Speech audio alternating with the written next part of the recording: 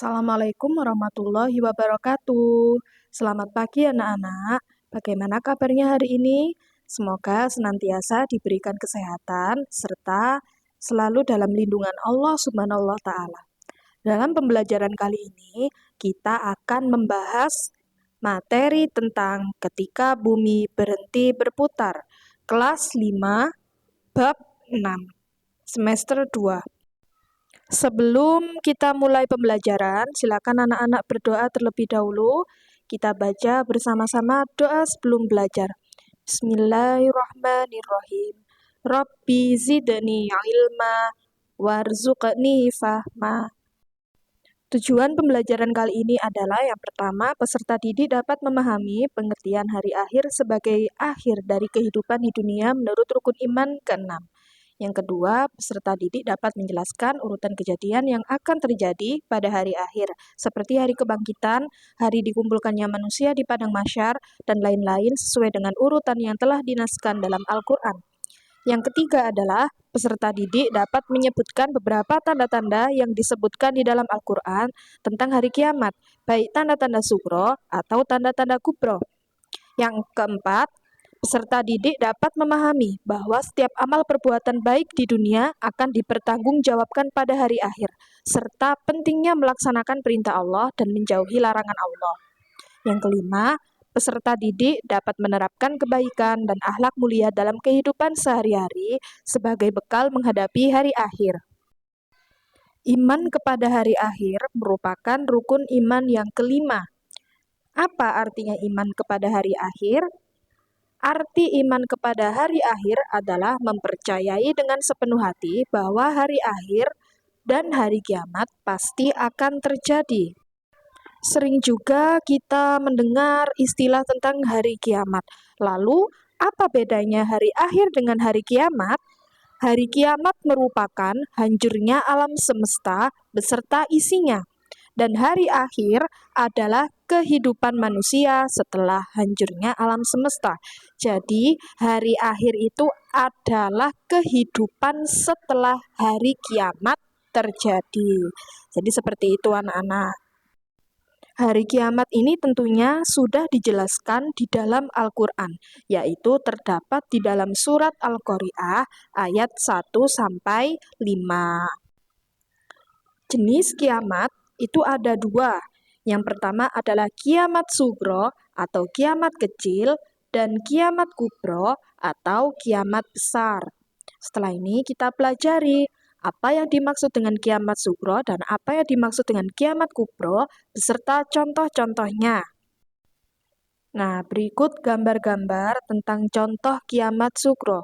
Jadi yang pertama adalah kematian manusia. Kematian manusia merupakan salah satu dari contoh kiamat sugro. Lalu yang kedua adalah bencana alam yang terjadi di muka bumi ini. Contohnya yang pertama seperti gempa bumi, tsunami, banjir, gunung meletus, tanah longsor, dan sebagainya. Yang kedua, berikut ilustrasi gambar kiamat kubro. Jadi kiamat kubro ini adalah terjadinya hari kiamat, yaitu hancurnya seluruh alam semesta beserta isinya, seperti hancurnya bumi, tabrakan antar planet, dan sebagainya. Jadi, kiamat kubro ini merupakan kiamat besar yang menghancurkan kehidupan yang ada di muka bumi ini. Tanda-tanda kiamat sugro adalah yang pertama yaitu perbuatan maksiat merajalela. Artinya manusia tidak memiliki rasa malu maupun tidak memiliki rasa dosa terkait dengan perbuatan maksiat yang dilakukannya. Yang kedua yaitu banyak laki-laki yang menyerupai perempuan. Begitu pula sebaliknya, perempuan banyak yang menyerupai sebagai laki-laki. Yang ketiga adalah meninggalnya orang-orang saleh. Dan yang keempat, ilmu agama tidak dianggap penting. Tanda-tanda kiamat kubro berdasarkan gambar ilustrasi. Yang pertama adalah munculnya Dajjal. Jadi Dajjal ini merupakan seorang laki-laki bermata satu dan terdapat tulisan kafaro di dahinya. yang nanti akan turun ketika hari kiamat. Selanjutnya yaitu matahari terbit dari sebelah barat.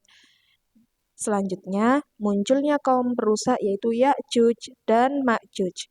Yang keempat, munculnya api dari Yaman. Yang kelima, terdapat dukhon atau kabut yang akan menyelimuti muka bumi selama 40 hari. Dan yang selanjutnya adalah munculnya dabbatul ard atau binatang melata yang akan memberitahukan manusia bahwa akan terjadi hari kiamat. Berikut gambar tentang perjalanan kehidupan manusia mulai dari alam ruh, alam kandungan, dan di alam dunia. Nah, kita sekarang masih ada di alam dunia. Lalu ketika kita mati, kita akan melewati yang namanya alam barzah atau alam kubur. Setelah itu, kita akan dibangkitkan dan akan mempertanggungjawabkan seluruh amal kita ketika di hari akhir nanti. Setelah hari kebangkitan, kita dikumpulkan di padang mahsyar, lalu kita akan melakukan hisab atau dihitungnya amal baik dan amal buruk yang pernah kita lakukan. Setelah itu, ditimbangnya amal baik dan amal buruk, apakah lebih berat amal buruknya atau lebih berat amal baiknya. Setelah itu kita akan melewati jembatan Shirotol Mustaqim yang akan menentukan kita masuk surga atau masuk neraka. Hal-hal yang perlu kita lakukan agar lebih siap dalam menghadapi hari akhir.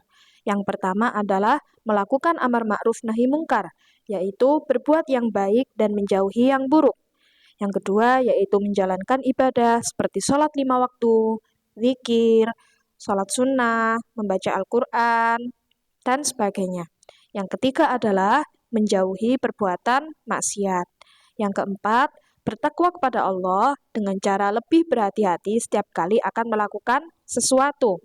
Yang kelima, menyadari bahwa dunia ini hanya sementara, karena tidak akan kekal dan akan hancur tanpa tersisa, yang hanya menyisakan amal solih sebagai bekal kita untuk menuju akhirat atau kehidupan yang selama-lamanya. Alhamdulillahirrabbilalamin, pembelajaran sudah selesai kita laksanakan. Jangan lupa untuk mencatat soal serta menjawab soal berikut di buku tugas kalian. Terima kasih, semoga bermanfaat. Assalamualaikum warahmatullahi wabarakatuh.